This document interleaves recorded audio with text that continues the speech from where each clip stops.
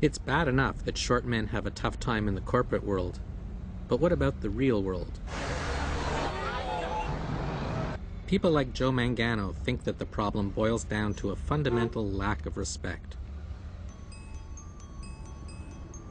Tall people have rules for short people. They're not written anywhere. They're unspoken type rules.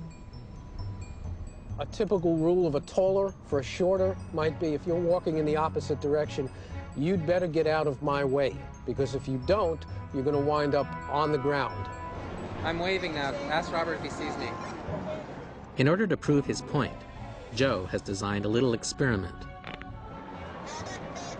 Okay, good.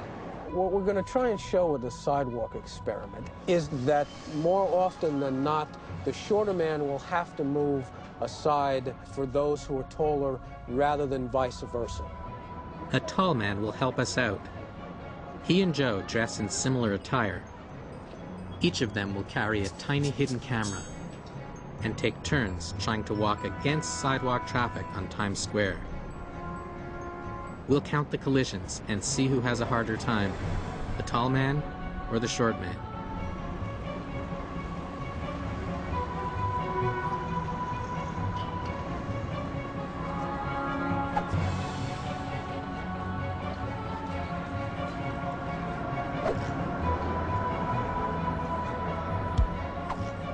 Only one collision. Will it be this easy for Joe?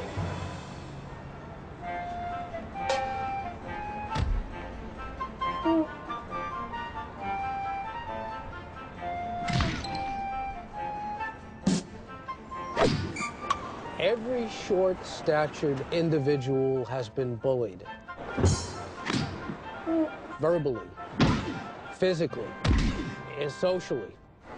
If something as simple as walking down the street is so much more difficult for the short stature, is it any wonder that some of us compensate by being assertive?